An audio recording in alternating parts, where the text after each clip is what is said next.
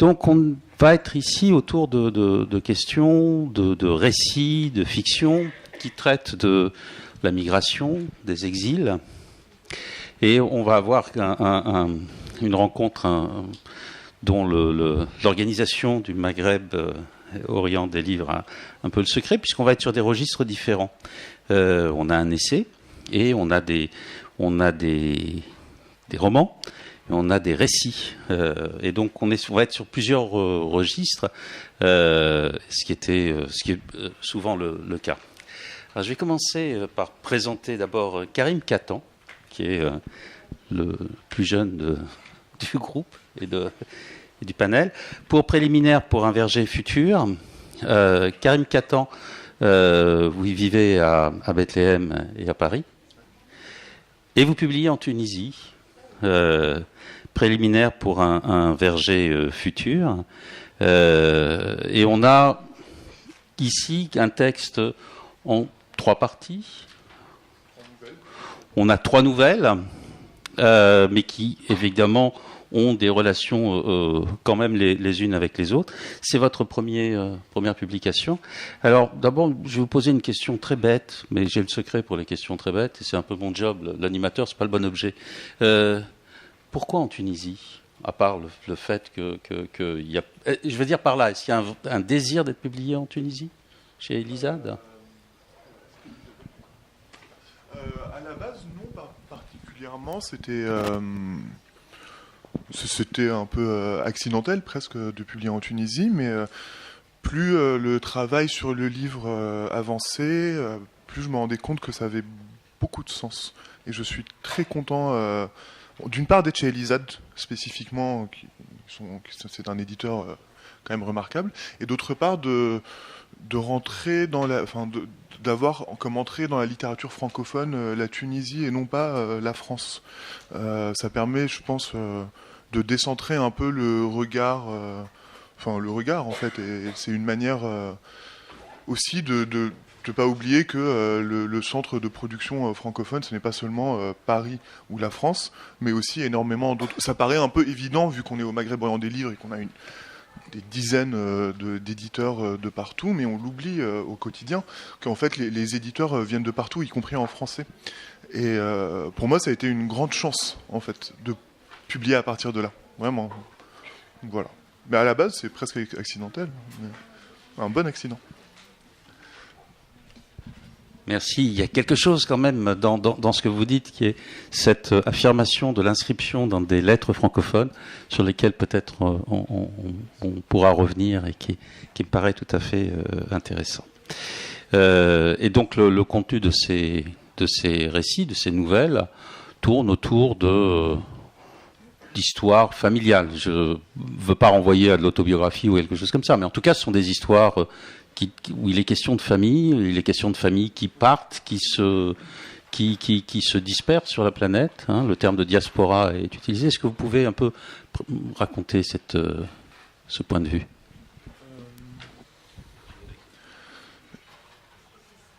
J'ai un tout petit peu de mal avec les termes de ce panel, d'ailleurs, en fait. Justement, les termes comme diaspora ou exil, surtout exil, qui a tendance à être... surutilisé quand on parle des écrivains du Sud de façon générale. On adore parler d'exil. Or, c'est pas la seule thématique. Alors effectivement, de fait, moi, dans les 3 nouvelles, c'est l'exil. Je pense que c'est c'est présent. Mais pour moi, c'est surtout des histoires d'amour échouées, toutes. Et c'est ça qui m'intéresse plus. Alors effectivement, il y a la notion de diaspora parce qu'elle est constitutive. Je pense de l'identité palestinienne, il y a un vide, un trou noir central dans l'identité palestinienne qui provoque la diaspora. Après, comme c'est pas spécifique à la Palestine, comme d'ailleurs j'imagine on peut le voir dans ce panel, moi je voulais faire un pas de côté aussi, et pas parler de ce à quoi on s'attend qu'un écrivain palestinien parle. Donc je voulais contourner ce genre de sujet pour peut-être mieux y revenir.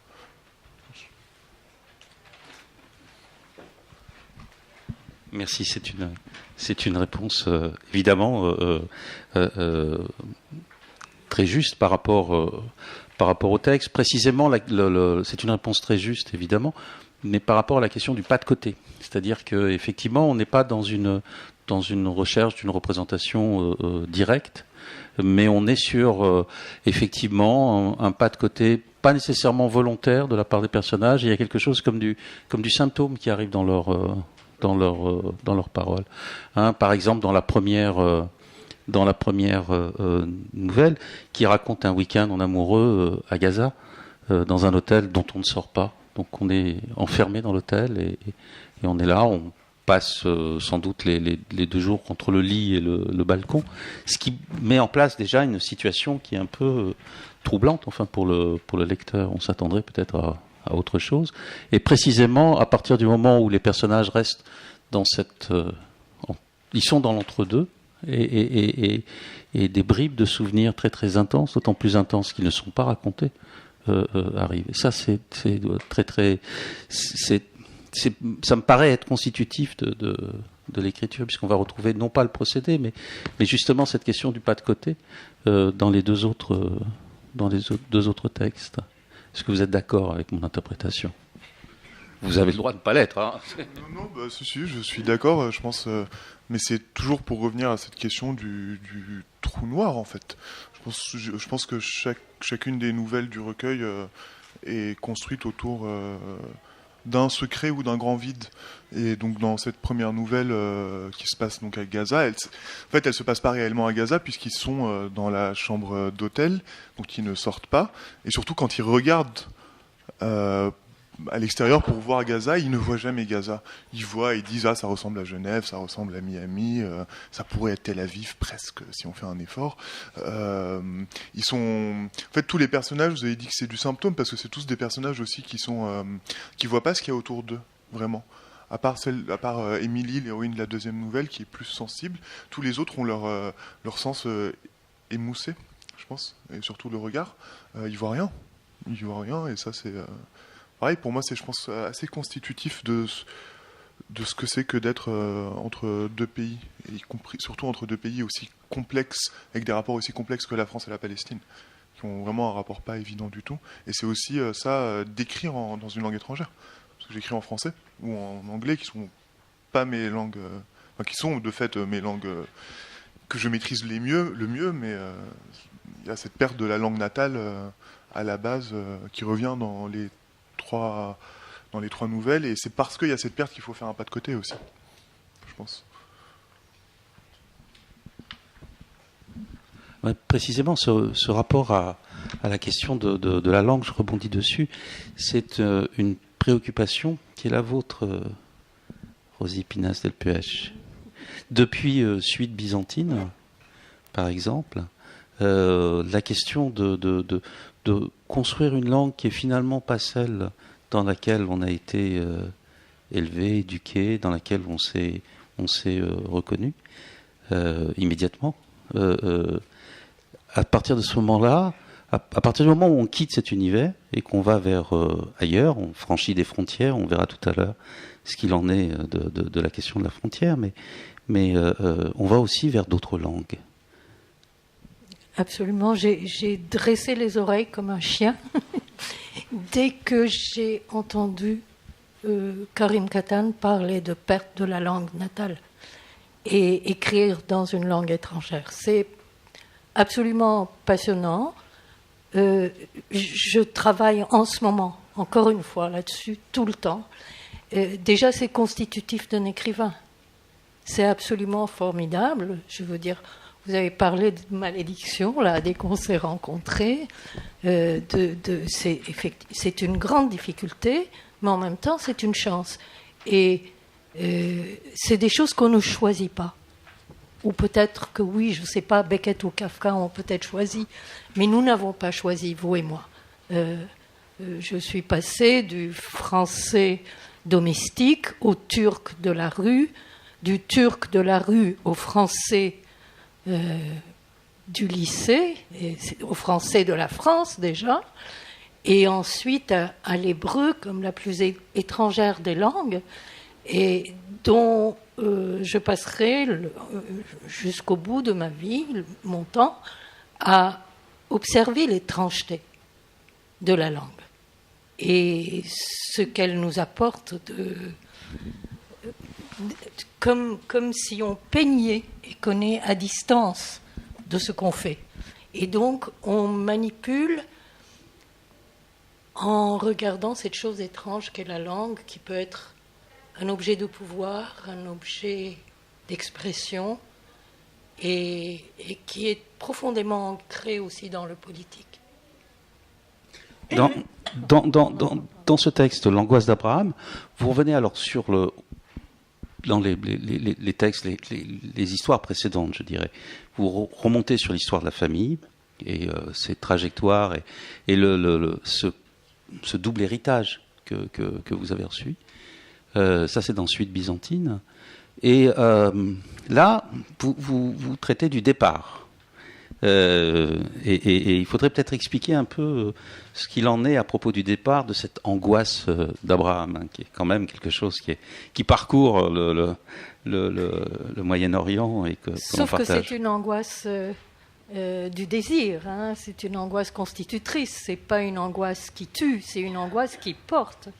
J'y suis venue de livre en livre, hein. Et, excusez-moi, pardonnez-moi de vous interrompre. Justement, l'arrivée dans l'hébreu, c'est fait de manière... c'était difficile. Hein, enfin, tel que vous l'écrivez, tel que j'ai ressenti, j'ai éprouvé dans la lecture du livre. C'était totalement arbitraire, c'est-à-dire que je suis tombée dessus, et en même temps, c'est comme une histoire d'amour, c'est une rencontre inattendue, imprévue, non programmée, solitaire et engageante à vie, puisque je suis ce destin pour le meilleur et pour le pire, et il est pour le moment pas des plus agréables. À 20 ans, il l'était beaucoup plus. C'est ce que je raconte dans l'angoisse d'Abraham, c'est-à-dire quel est ce destin de l'étranger qui est un destin extrêmement difficile. Donc, Dieu dit à Abraham, c'est un peu ça que j'ai repris à travers moi des personnages, va-t'en pour toi, va-t'en pour toi, hein, va-t'en vers ton destin, va-t'en vers l'inconnu. Et à partir de là, Abraham, il descend en Égypte, il remonte, enfin, et le peuple juif vit des exils successifs. Donc c'est un peu le prototype du peuple en exil, etc. Mais je rejoins absolument Karim dans le fait que je me méfie beaucoup, moi, dans mon itinéraire du mot exil, parce que je ne suis pas exilée. Je considère comme exilé, ça pourrait être le cas de Karim, s'il n'a pas le droit de rentrer chez lui. Pour moi, l'exil est plus politique. Il est l'impossibilité de retourner. Moi, je suis partie toute joyeuse de partir en France étudier. Donc, ce n'était pas un exil. Revenons un peu à ces séjours successifs en Israël. Et vous faites un certain nombre de rencontres. À une époque où on est encore dans le frustre. Il y a une description de l'arrivée en Israël qui est absolument extraordinaire pour ceux et celles qui sont déjà allés récemment, où on est dans un pays, comment dire, hyper moderne, pour le dire de manière la plus détachée possible.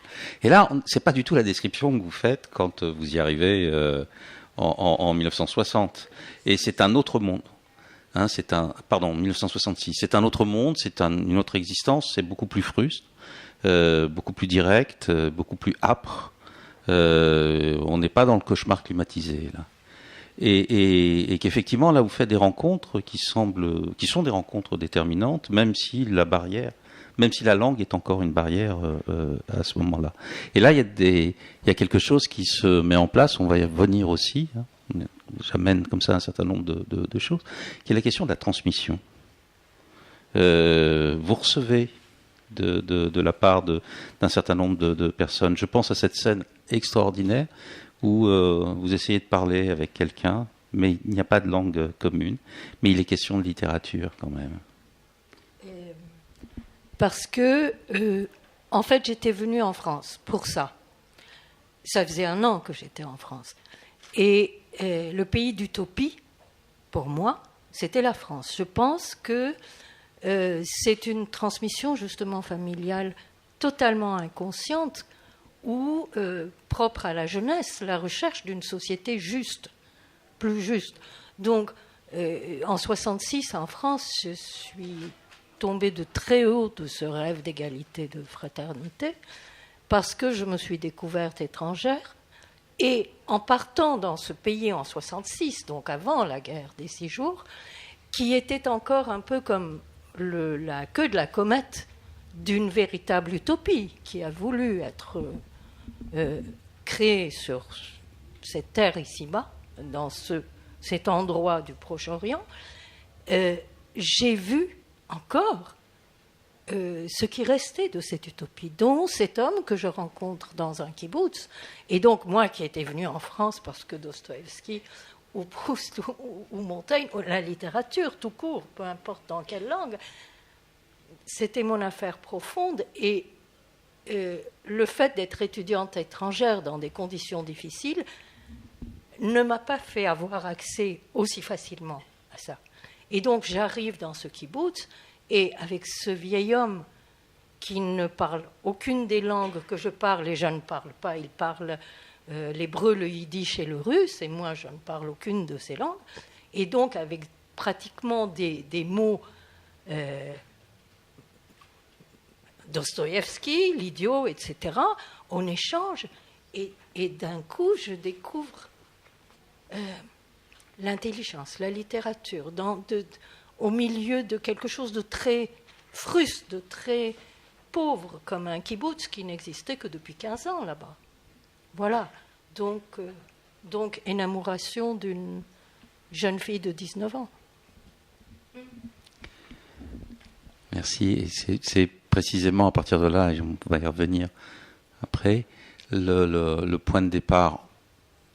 Enfin, il a fallu ensuite quitter Israël, revenir en France, et à ce moment-là, commencer un travail de traduction, mais qui est là un peu, qui est une commande, quoi, qui arrive un peu par hasard. C'est pas, enfin, j'ai pas eu le sentiment que c'était quelque chose qui était construit initialement. J'ai un long chemin maintenant derrière moi, si vous voulez. Je pense que je me suis toujours crue très volontaire. J'ai décidé de partir en France. J'ai décidé de faire philo. J'ai décidé de partir. Et au bout d'une vie, ça s'est passé pendant des vacances à Delphes. Il y a la statue ailée du Sphinx de Naxos. Et là, il a le regard aveugle du destin. Il y a quelque chose, nous croyons que nous choisissons, mais des choses nous arrivent que nous assumons ou nous n'assumons pas, ou que nous acceptons ou que nous n'acceptons pas. Mais tout cet itinéraire est quelque chose que j'essaye de déchiffrer comme un palimpseste, comme une hiéroglyphe. Pourquoi ces langues, pourquoi ces pays, pourquoi cet engagement, et c'est évidemment un sujet d'écriture que de le déchiffrer au fur et à mesure et de l'assumer, pas à pas. Merci. Ce sujet d'écriture, Catherine Witold de Wenden, vous en avez une approche qui est totalement différente, mais je crois que dans la présentation, là, c'est bien que vous commenciez à préciser cette histoire de la question des frontières. Vous posez une question, faut-il ouvrir les frontières dans un moment où précisément l'arrivée des réfugiés, des exilés, là, pour le coup, je me suis permis d'apporter un livre qui a été publié l'an dernier, qui évidemment, l'auteur n'est pas invité, c'est Patrick Chamoiseau, avec Frères migrants, que je me permets de recommander. C'est Chamoiseau qui dit attention, c'est pas des migrants, ce sont des exilés, il faut arrêter de raconter n'importe quoi à propos des réfugiés. Et vous élaborez toute une réflexion, enfin vous avez élaboré, on est là sur une trace récente, mais c'est une réflexion plus long terme, justement sur ce qui s'est passé ce qui se passe depuis le XXe siècle, avec ces bouleversements et ces migrations de populations entières.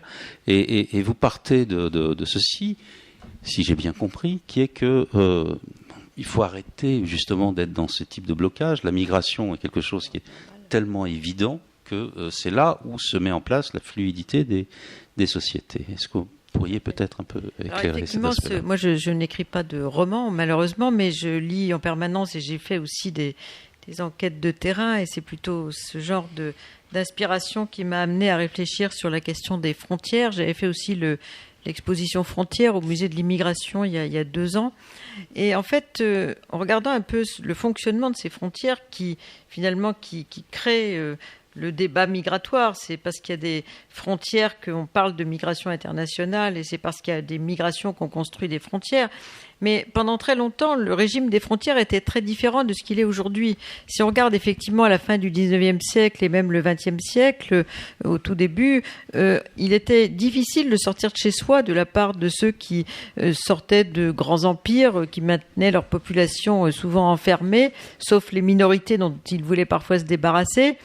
Et puis, il était relativement facile d'entrer ailleurs. Donc, on était dans un système complètement inverse de ce qu'on a aujourd'hui, où depuis surtout les années 1990, la chute du rideau de fer, une frontière très importante, il est devenu facile de sortir de chez soi. On a une sorte de généralisation de la possibilité d'avoir un passeport presque partout dans le monde.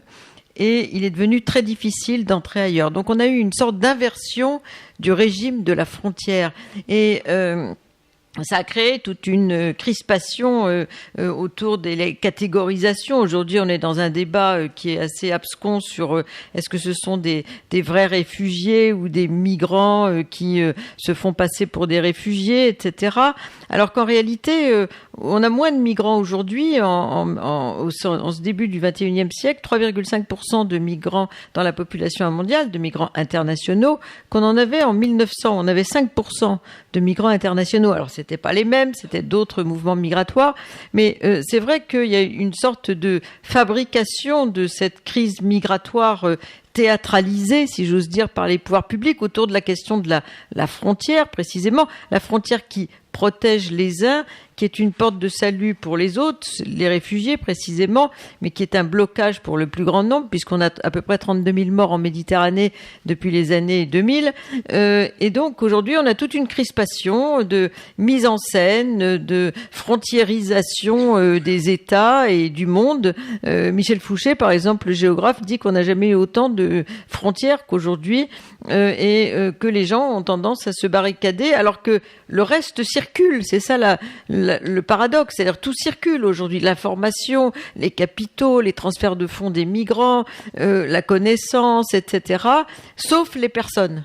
Alors qu'on est en principe, on est dans un monde d'économie libérale où tout devrait circuler précisément. Donc il y a une sorte de paradoxe entre l'économie libérale, parfois ultra-libérale dans certains cas, et puis la sécurisation des frontières qui a pris le pas sur toute une série d'autres phénomènes de fluidité.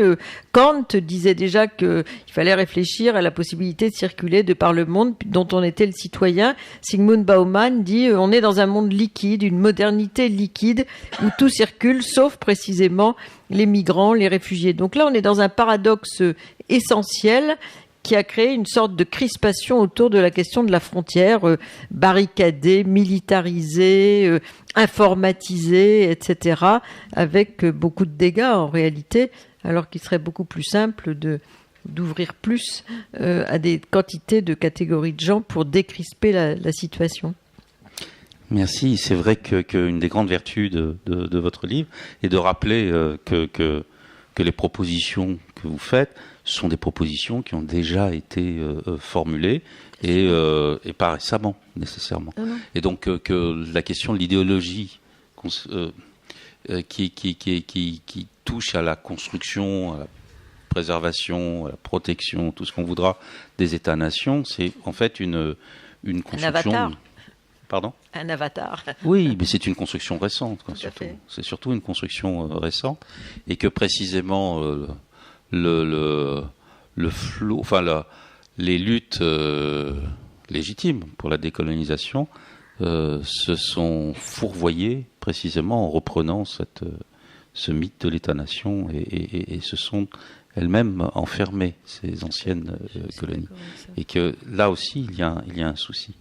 Et que effectivement, le fait qu'on ne puisse pas sortir de tel ou tel pays, c'est vrai que, peut-être à part Karim, nous on l'a connu à travers la division du monde entre deux groupes, enfin entre deux entités, pour utiliser un terme un peu problématique, mais entre deux entités, c'était très clair. Enfin, c'était l'Est et l'Ouest, et c'était pas possible. Enfin, c'était et on se souvient qu'on a passé une grande partie de notre existence avec cette coupure-là, avec ceux qui pouvaient pas sortir, et que c'était une histoire de fou, quoi. Et la question du mur, on l'a déjà connue, on l'a déjà vue, on l'a déjà vécue, etc. Hein, et que ça se reconstruit de manière différente maintenant. Karim, vous voulez ? Oui, mais c'est pas le même. Parce que dans un cas, c'était pour empêcher de sortir. Là, c'est pour empêcher de rentrer. C'est pas du tout la même chose. Une aversion. Oui, voilà. Et c'est ça le problème. Ça ne veut pas dire que c'est la même chose, etc. Et qu'effectivement, il faut penser aussi cette histoire. Donc, encore une fois, la question du mur, on la connaît. Enfin, c'est pas une nouveauté. Et précisément, il y a aussi quelque chose qui est important dans le livre, c'est que vous montrez que les catégories sociales sont pas victimes de la même manière de ce rapport à la fermeture. Tout à fait. En gros, on dit que la mobilité est une forme de modernité, ce qu'on dit très souvent. On a vanté l'année dernière les 30 ans d'Erasmus, à juste titre d'ailleurs. Et en même temps, pour les autres, au sud, on ferme. C'est-à-dire qu'en réalité, on est dans une très grande inégalité du droit à la mobilité. Aujourd'hui, les 2/3 de la population de la planète ne peuvent pas circuler librement parce qu'elles sont soumises à des visas. Et les riches des pays pauvres, effectivement, peuvent toujours circuler parce que soit ils apportent un capital qui leur permet d'avoir un titre de séjour, ou alors ils vont créer des entreprises, des commerces qui leur permet aussi d'avoir un titre de séjour, ou alors ils sont très qualifiés, ce qui leur permet aussi d'avoir un titre de séjour. Mais ceux qui n'ont pas de réseau, ceux qui n'ont pas de capital, sont la proie des passeurs aujourd'hui. Donc il y a une inégalité du droit de migrer qui est colossale à l'échelle mondiale, alors que tous les rapports d'experts, de grandes organisations internationales disent que la mobilité est un facteur essentiel du développement humain. Donc la mobilité apporte de la richesse personnelle, mais aussi de la richesse économique. Et en même temps, les 2/3 de la population de la planète ne peuvent pas circuler librement. Donc là aussi, on est dans un deuxième paradoxe essentiel, si j'ose dire, avec cette question de la frontière, précisément. Et alors que certaines frontières, aujourd'hui, le mur de Berlin, sont apparues dérisoires. Alors, il y a des gens qui sont morts pour ça dans le passé, mais aujourd'hui, on se dit, on peut plus imaginer qu'il y avait un mur à cet endroit-là, etc. Donc, il y a une sorte de recréation, de refrontiérisation avec des nouveaux endroits. On a Calais, on a Ceuta et Melilla, on a d'autres frontières plus lointaines, les États-Unis, le Mexique, l'Inde, le Bangladesh, etc., pour des raisons diverses d'ailleurs, mais le monde s'enferme et également enferme les autres chez eux ou dans des camps. Et c'est le monde dans lequel on est aujourd'hui. Quand en plus les pauvres habitent dans des îles, ça prend des proportions absolument abominables, quoi. Je pense aux boat people haïtiens, par exemple, hein, où là l'enfermement, enfin il n'y a pas besoin de prévoir un enfermement à l'extérieur. Il suffit de faire en sorte que les gens ne puissent pas sortir, qu'ils soient accompagnés par les gardes-côtes. Merci beaucoup, Catherine. Je me tourne vers vous, Habib Sarori, avec ce roman, La fille de Souslov. Je rebondis évidemment, c'est Souslov qui nous fait réagir. C'est quand même une drôle d'histoire, tout à fait tragique, mais en même temps avec laquelle on ne peut pas s'empêcher de se dire qu'il y a quand même une sacrée ironie dans cette fiction que vous racontez. On va peut-être commencer par le début. Qu'est-ce que c'est que cette histoire de la présence de Suslov au Yémen ? En fait, ce n'est pas tout à fait une ironie parce que le Yémen du Sud a vécu une période exceptionnelle du 69 jusqu'à la fin des années 80. C'était un pays marxiste-léniniste dans lequel il y avait une très très grande école du marxisme-léninisme pour tout le monde arabe. C'était le phare du socialisme scientifique pour tout le monde arabe. Donc il y avait cette période-là, elle est quasiment obscure. Il n'y a pas beaucoup de choses qui ont été écrites dessus, quasiment rien. C'est un trésor pour un romancier parce que tout est possible. Toutes les contradictions étaient possibles. Toutes les contradictions étaient possibles. Donc, et puis on voyait après comme le pays a tourné dans l'autre sens, le salafisme, l'obscurantisme qui est arrivé après l'unité, et puis des choses comme ça. Du coup, il y avait des contre-réactions, donc réelles. C'était pas uniquement une ironie. Il y a des gens qui ont viré complètement. D'un côté, ils ont vu des rêves qui s'écroulent, ils ont vu le mensonge, les masques. Du coup, ils sont revenus sur des origines, sur des constantes qui étaient complètement à l'opposé de la vie socialiste, scientifique, tout ça. Donc, ce qui s'est passé, en fait, c'est un peu comme une loi physique. Chaque action, il y a des réactions très fortes. Donc, plus c'est interdit, plus après tout devient possible. Et on voit ce phénomène-là n'est pas tout à fait... c'est assez réel quand même. Tout ce passage du salafisme extrême, enfin du marxisme extrême au salafisme extrême, avec des contradictions. Après, on avait le libertinage, des choses comme ça, qui font partie. Il y a des cas réels qui reflètent ce type de variation. Voilà, c'était pour répondre sur l'ironie. Mais si je peux dire un petit mot sur l'exil, parce que... Bien sûr, ouais. On est là pour ça. Voilà. En fait, moi, je vois ces questions-là plutôt comme une deuxième vie. Une deuxième vie qui doit être assez en interaction avec l'ancienne vie, qui doit être très... En fait, la notion de distance, aujourd'hui, pour moi, il n'est plus la même, comme ça a été dit ici. La distance euclidienne, classique, topographique, mathématique, c'est aboli. On peut être très très proche d'un pays très très lointain, plus proche que quelqu'un qui vit sur place, et on peut être exilé. Un pays peut être une prison à ciel ouvert. C'est le cas du Yémen aujourd'hui.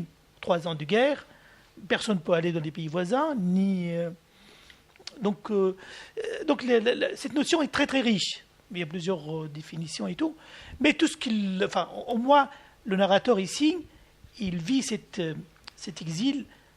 Plutôt d'une manière positive, c'est-à-dire c'est un courant qui passe tout le temps entre le pays d'origine, le pays actuel. Il passe son temps à faire, je ne sais pas si c'est l'aller et retour, parce que là on est piégé par le vocabulaire. Je ne sais pas s'il retourne, mais en tout cas il habite dans 2 endroits. Exactement, il habite dans 2 endroits tout le temps. Chaque seconde, il y a un courant qui passe.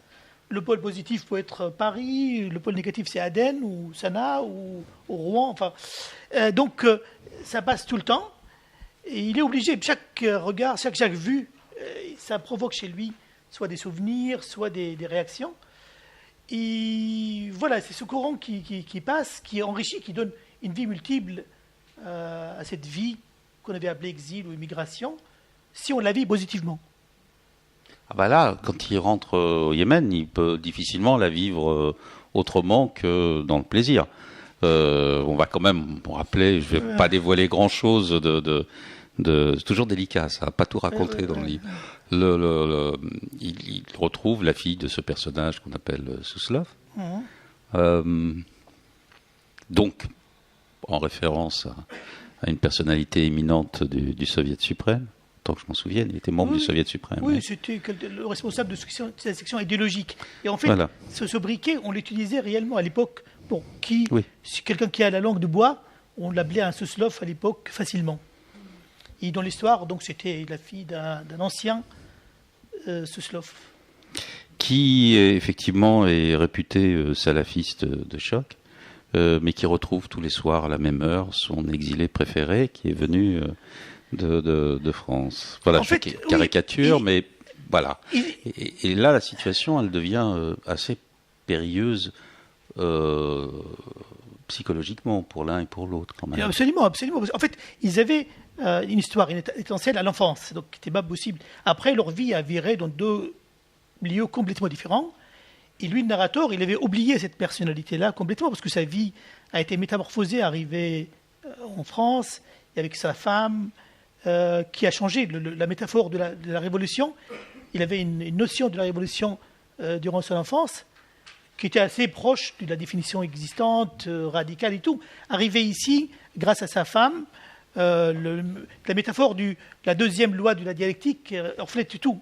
Donc il voyait ça comme les transformations quantitatives amènent vers une transformation qualitative, c'est ce qu'il a pris là-bas. Donc il voyait tout comme la notion de 100 degrés, 60, 90, 99, le reste est fluide, puis tac, il y a le degré d'avant-garde, marxiste, enfin la révolution qui transforme les choses. Alors que donc arrivé ici, il a eu une nouvelle vie, ce qui était métamorphosé grâce à sa femme, et du coup il a vu la chose qui est plutôt comme le rapport entre le soleil et la mer. Donc l'eau, beau devenir vapeur, sont passés par des états radicaux, révolutionnaires, etc. Après, donc, il y a eu sa femme, il a perdu sa femme, il y avait toute une histoire, et comme il est resté attaché complètement à son pays d'origine, en interaction complète, tout le temps, il a participé au printemps qui a eu lieu au Yémen, et par hasard, il a retrouvé cette fille d'enfance qui est devenue, avec tout ce qui s'est passé au Yémen du Sud, etc., qui est devenue prédicatrice islamiste. Mais elle avait une vie complètement obscure et amère. Et là, justement, cette loi de la vie sociale qui ressemble à la loi physique s'est déclenchée. La vie, l'enfer de laquelle elle vivait, c'était un moyen. Mais chacun d'eux, il pensait qu'il allait retirer l'autre de l'égarement. C'était à la fois un conflit et à la fois un besoin. Une gageure, oui, un pari. Oui, un pari de chacun. Et après, le pari était donc... Enfin, bon, je ne dirais pas plus. Ouais, non, faut pas en dire plus. Faut pas en dire plus. De même que la disparition de l'épouse est pas non plus sans relation avec une bonne partie de l'histoire. Là aussi, j'en dirai rien, mais c'est voilà, ça renvoie à des heures particulièrement pénibles pour ceux et celles qui les ont vécues dans ces années-là à Paris. Exactement. Et voilà, on est quand même sur une fiction qui justement joue de cette histoire, parce que le personnage ne se définit jamais comme un exilé, justement. Jamais. Oui, voilà, je pense qu'il ne prend jamais comme un exilé. Il est très très proche de la vie là-bas. Oui. Il est très très proche de la vie ici. Il profite des deux côtés follement. Et le courant passe d'une manière rapide et continuelle. Alors que la situation n'est pas particulièrement brillante, même après ça, après les événements de cette première révolution. Oui. C'est pas toujours très facile au Yémen, mais à aucun moment on est sur, semble-t-il, sur quelque chose, sur un discours de refus, de mépris, de prise de distance. Du tout. En fait, c'est vrai, parce qu'en fait, c'est même une jouissance d'être là, dans cette espèce, excusez-moi, de bordel ambiant, qui est remarquablement traité, remarquablement traduit. Sur le plan littéraire, mais voilà, et le personnage en jouit comme il en jouit à Paris, comme avec toujours cette espèce de pincement, de froissement du cœur, parce qu'effectivement sa femme n'est plus là. Exactement, en fait, il avait ces deux racines profondément ici, là, profondément immiscées ici, là. Il vivait la joie à gauche et à droite, donc il a vécu ces moments-là avec tout son rêve d'enfance, de changer le monde de sur place, tout en étant laïque, qui est devenu laïque ici, qui a changé sa façon de voir le monde, tout en étant très attaché à la culture occidentale et aux Français, etc. Mais il est resté avec ses rêves du début. Donc il a participé activement. Il a vu l'aspiration des gens, et donc il était même heureux de voir les premières semaines, toutes ces communes partout, l'utopie qui est devenue après une dystopie, ça c'est une autre chose. Mais il a bien suivi l'évolution des choses, parce que il y avait des couches sédimentaires depuis des siècles. C'est très difficile de passer en 2 semaines, 3 semaines d'un monde qui a vécu des couches cette stratification énorme. Donc il a quand même vécu ce déclenchement qui a créé une aspiration, quand même, aspiration qui reste encore vivace. Même s'il n'a pas réussi. Mais l'affaire prendra quand même encore des années, beaucoup de temps. On attend la suite. Je tourne vers vous avec justement un autre aspect de cette histoire, Bailly, Nakjavani, avec l'autre aspect qui est le rapport entre eux et nous. Ok, effectivement, quand on forme groupe ailleurs, eh ben, c'est vrai que ça arrive assez facilement, même si on s'en défend, pardon. Sauf que là, on est dans un contexte qui est le contexte de la diaspora iranienne, et les personnages et les histoires qui arrivent. Alors, on suit plusieurs personnages, mais entre autres une famille particulière à qui il arrive plein d'aventures. Mais on a l'impression que là, cette fois-ci, le départ, l'exil, sert de révélateur, devient un révélateur de quelque chose qu'on ne disait pas, parce que ça ne se disait pas sur place.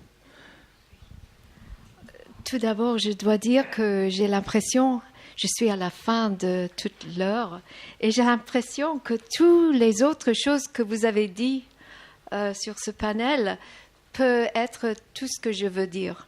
Ça veut dire, j'ai l'impression d'avoir un sens de ma vie dans toutes vos paroles. Donc, c'est peut-être mieux que je reste en silence. Parce que l'autre chose que je veux, juste avant de parler de l'exil, ou tout ce que je suis vraiment fascinée par tout ce que vous avez dit par rapport aux frontières et la langue. Et pour moi, de parler en français, c'est d'être en exil, parce que je suis plutôt une citoyenne de la langue anglaise. Donc, je suis plutôt anglaise de langue. Je ne sais pas comment on dit ça. Et donc, c'est la langue qui est le pays. C'est dans la langue qu'on a le sens de belonging, je ne sais pas comment on dit ça, d'appartenance. Voilà. Et pour mes petits personnages dans cette histoire, tout d'abord, c'est pas une tragédie, c'est un satire. Et je dois féliciter l'artiste qui a fait la couverture, qui est parmi nous aujourd'hui, parce que quand j'ai vu cette image, pour moi, c'est une autre façon de dire mon histoire.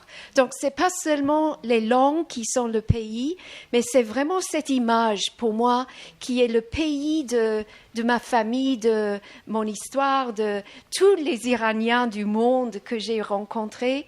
Et tous les petits personnages que j'ai créés, que j'ai inventés dans cette histoire, sont les gens qui cherchent une langue, qui cherchent une façon de dire qui elles ou ils sont, who they are.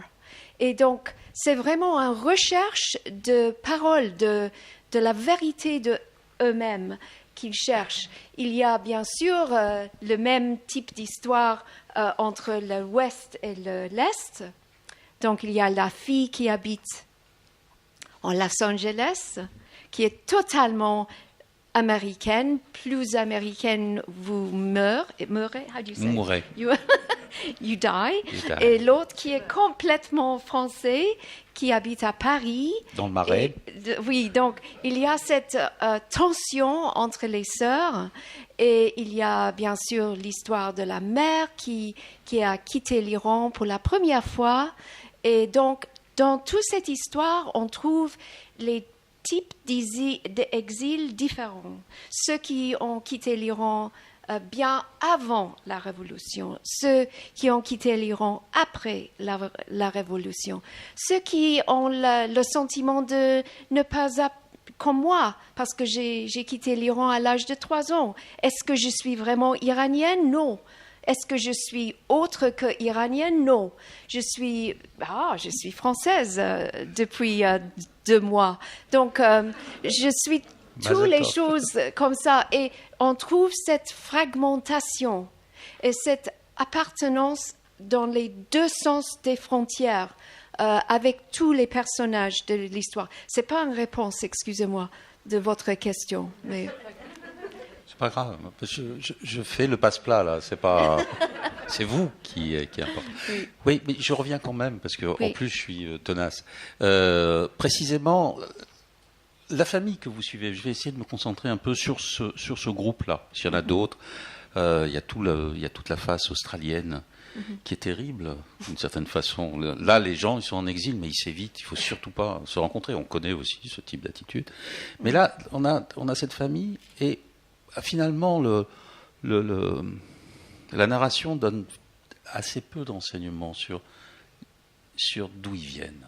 Non pas de lieu géographique, mais socialement d'où ils viennent. Qu'est-ce que c'est que cette histoire? Puis qu'est-ce que c'est que ce père général qui est mort? Et puis, peu à peu, on se rend compte que c'est pas très reluisant. Je vais le dire comme ça. C'est pas très reluisant. What does that mean?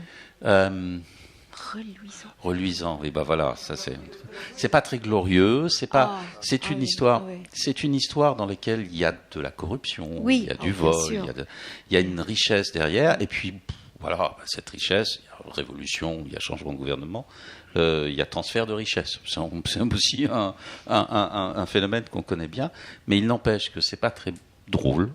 Et que les personnages, quand ils sont à l'étranger, tout d'un coup, on se rend compte qu'effectivement, ce sont des gens qui ont l'habitude d'avoir des armées de domestiques, qui ne savent pas faire grand-chose. D'ailleurs, ils font rien, ils dépensent. Okay, puis un jour, il n'y a plus. Okay.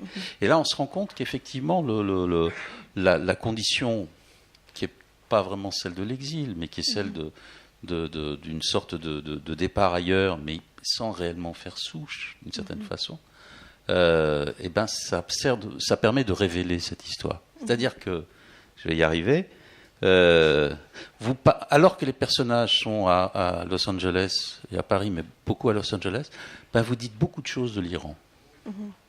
Voilà, c'est ça qui est important.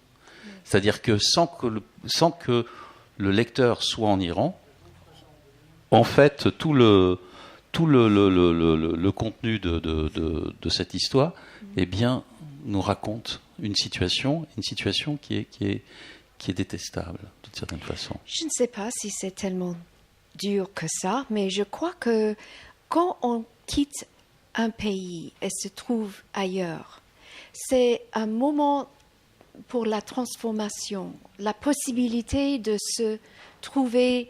to find yourself. Se retrouver soi-même. Oui. Et je crois que pour ces personnages, leur exil, leur départ de l'Iran, c'était dans une condition d'aveuglement.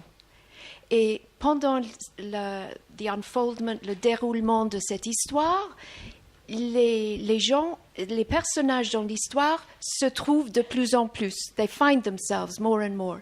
Et c'est la même chose pour le lecteur. On comprend de plus en plus de leur famille, qui ils étaient, qu'est-ce qu'ils ont fait, et les vols, et la corruption, et tout ce qui est caché, tout ce qui est non dit. Ça devient de plus en plus clair pour eux et pour le lecteur. Mais pour moi, j'ai cherché et j'ai utilisé le satire parce que pour les choses qui sont douloureuses, je crois que le satire, c'est la seule langue qu'on peut utiliser parce que c'est trop douloureux. Donc, il faut rire, il faut absolument rire. Et donc, pour eux, c'est une sorte de transformation lucide pour tous les personnages. La fille qui est à Los Angeles, qui était complètement gâtée, on dit, à la fin, elle doit trouver ses forces en elle-même. She's got to pick herself up by her own socks. Comment on dit ça? Se reprendre en main. Voilà. Et l'autre fille doit être beaucoup plus franche avec elle-même. Et elle a beaucoup plus de honnêteté par rapport à sa famille qu'avant. Elle était toujours dans le sens de marxisme, elle est dans une révolution permanente contre la famille, et à la fin, elle doit faire son paix, comme on dit. Et donc, faire la paix avec elle-même. Fait la paix. Donc, c'est pas dur seulement. J'espère que c'est inclusive. C'est une histoire qui donne espoir, qui donne un sens de l'avenir parce qu'il y a la 3e génération dans cette famille aussi. Voilà. J'allais arriver là-dessus, sauf qu'il y a quelque chose dans ce dispositif littéraire qui me paraît... il y a une expression métaphorique de quelque chose. Il y a une image qui, moi, m'a beaucoup frappé. Alors, est-ce que c'est de la surinterprétation ou pas? C'est les histoires des tapis. Et des tapis roulés. Et on est quand même aux États-Unis. Immédiatement, dès qu'apparaît un tapis dans un texte littéraire, Henry James n'est pas très loin. Il y a cet objet que tout le monde voit, mais que personne ne regarde, qui est l'image dans le tapis. Et c'est là où il y a le secret de la révélation. Et là, c'est devenu tellement fort qu'il faut rouler les tapis, il faut les ranger. Alors que la sœur qui est à Paris, elle est photographe. Et elle se sert de ces photographies pour dire combien sa propre féminité est terriblement écorchée. Et voilà, c'est ce dispositif-là par contour, par détournement, par détour, qui me paraît être assez significatif de cette histoire. Voilà, moi c'est une construction qui m'a beaucoup frappé dans votre roman. Merci, parce que la structure du roman est très importante pour moi. Tous mes romans sont basés sur une structure presque architecturelle. Et le premier, c'est vraiment un cercle, etc. Et celui est plutôt une sorte de jigsaw puzzle. Il y a des petits morceaux d'images et on trouve ça ici et encore là. Et after a little while, après un petit moment, on commence à créer des liens.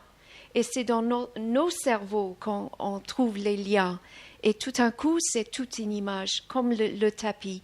Mais on voit juste un morceau ici, un morceau par là, une autre petite image ici. Et donc, à la fin, on voit le tout. Et j'étais fascinée par ça parce que dans la condition de diaspora, justement, on trouve les Iraniens partout dans le monde. Et tout de suite, pour moi, je vois un Iranien de loin et je le reconnais immédiatement. Et j'avais mis ça dans le livre parce que it happened to me plusieurs fois que j'ai rencontré quelqu'un et j'ai dit « Ah, ça c'est un de nous ».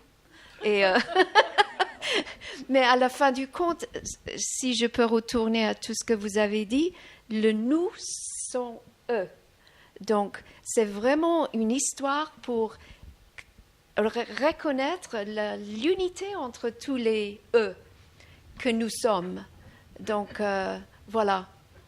Pardonnez-moi pour le français, terrible. Voilà. Non, merci beaucoup. On arrive au terme, mais on peut prendre 5 minutes. Je vais prendre. Et il y a un micro si vous voulez poser des questions à nos auteurs. Vous êtes le bienvenu. Je voulais juste répondre au tapis qui est très culturel parce que, désolée de me citer, mais dans Suite byzantine, c'est pareil, c'est l'enfant. Chez les Turcs, c'est exactement pareil. Il y a une culture profonde du tapis. L'enfant est assis par terre, il regarde le tissage des tapis et après, ça influence l'écriture. Il y a ce motif répétitif et le puzzle en même temps. Et je voulais réagir aussi à ce que vous dites, on se reconnaît entre nous. Les étrangers dans le métro se reconnaissent entre eux. C'est nous et eux. On se reconnaît.